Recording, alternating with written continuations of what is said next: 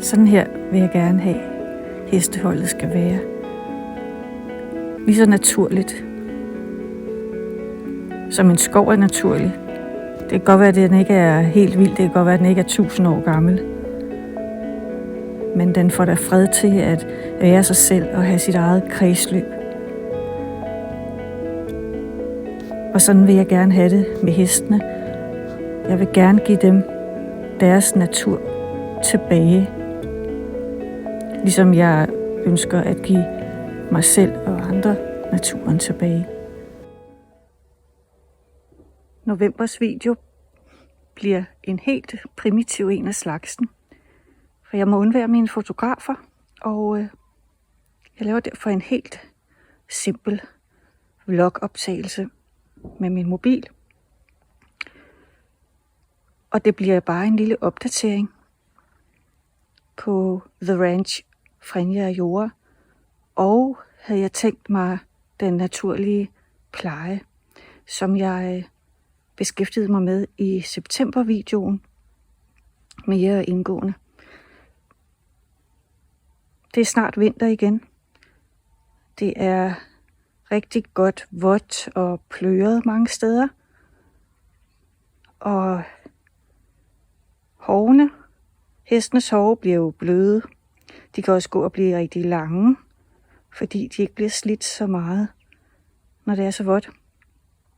Og nu hvor jeg udforsker, hvor naturligt det hele kan foregå, så har jeg jo også prøvet at indrette forholdene her i den kolde årstid og i den våde årstid så godt som muligt.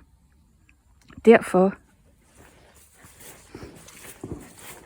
er vi blandt andet ved at anlægge sådan en lille stensætning her omkring hestenes vantro. Den er ikke færdig endnu. I kan se, der ligger sten her. Meningen er, at når hesten skal over at drikke, så går de over stenene her og står og gnider hovene lidt op af dem, som de nu synes, de vil. Og det er en af de ting, der kan være gavnlige, hvis man gerne vil have, at de slider lidt på hovene selv. Og andre kanter, som dem, de har inde i deres stald, hvis man kan se det. Der er lidt kanter rundt omkring. De kan også godt benyttes jo til den slags. Så prøver jeg også at holde deres måtter, de her stier, så tørre som muligt. Jeg talte i september-videoen om Joras modvilje imod at løfte sine ben og forordne hove, og hvordan jeg lod hende selv bestemme så vidt muligt, hvor meget hun var interesseret i. Og vi legede lidt med noget træning af at løfte ben og tog det stille og roligt, fordi hun tilsyneladende gik og passede sine hove selv, og tilsyneladende havde lært noget om det, da hun var ude på et større areal og gå frit der i længere tid. Jeg synes så alligevel, her da vinteren nærmede sig, at hendes hove blev rigeligt lange, og jeg var lidt spændt på, hvordan hun ville takle det. Og samtidig gik jeg og blev ved med at lege lidt med hende og få hende til at løfte ben, og jeg synes også, hun slappede mere af med det. Vi er også gået i gang med at træne med de her træstubbe, som de kan få lov til at sætte hoven op på. Det er vi ikke nået så langt med, men det skal jeg fortsætte med. Det er også en rigtig god træning. Men så var det sådan, at jeg skulle skifte hovtrimmer, og der gik lidt for lang tid for Frenjas vedkommende, før vi kunne få en ud. Og han kom så her forleden dag. Og han fik også lov til at gå ud til Jora. Han gik ud med hende her på banen. Og han tog også nogle af mine godbidder i lommen. Han gjorde det til en lille træningssession, sådan som hun kender dem. Og det tror jeg var et rigtig godt greb. Så vi stod herude, og jeg var hos hende, og hun havde grime og træktøj på, men altså stod helt stille. Og ved hjælp af godbiderne og en sliksten, han havde med, og så må vi nok sige hans erfaring og meget, meget blide måde at gå til hende på, så lod hun ham faktisk kigge på alle 4 hove og også trimme dem. Det var et stort skridt, og selvom hun nok selv havde kunne løse problemet, som hun har gjort før, så er jeg glad for og lettet over, at vi alligevel er nået dertil, at hun synes om den idé, at andre også kan hjælpe hende med at få en bedre og mere behagelig hov at gå på. I kan se resultatet her. Sådan noget her kom der af Frenjas hov.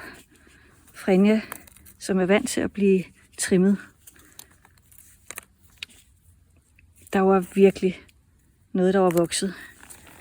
Og Jora, som mere har dyrket selvtrim, det var noget i den stil der blev skåret af. Skal vi lige gå ud og se til hestene?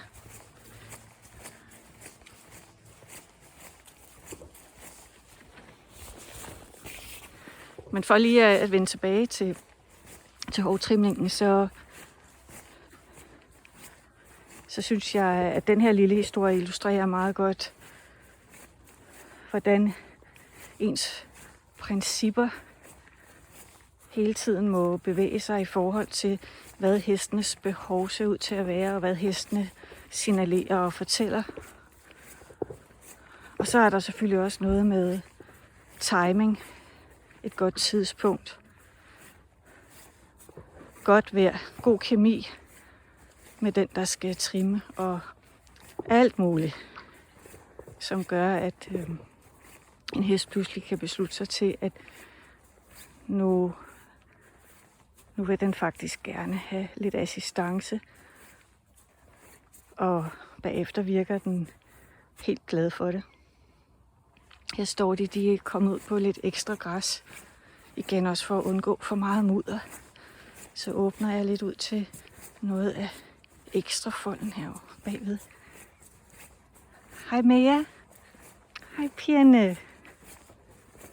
Hvad sker der? Hvad sker der? Ah, der er nogen, der skyder et eller andet sted. Det kan de godt selvfølgelig høre. Hvad er det? Ah. Er I okay?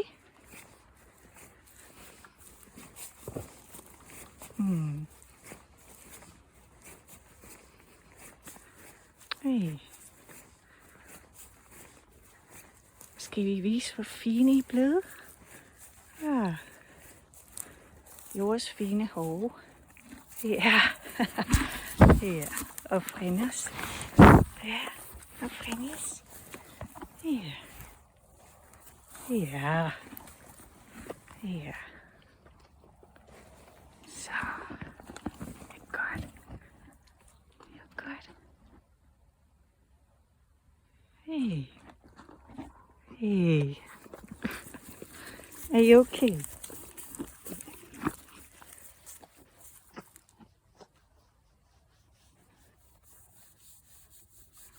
Bye, cowboy.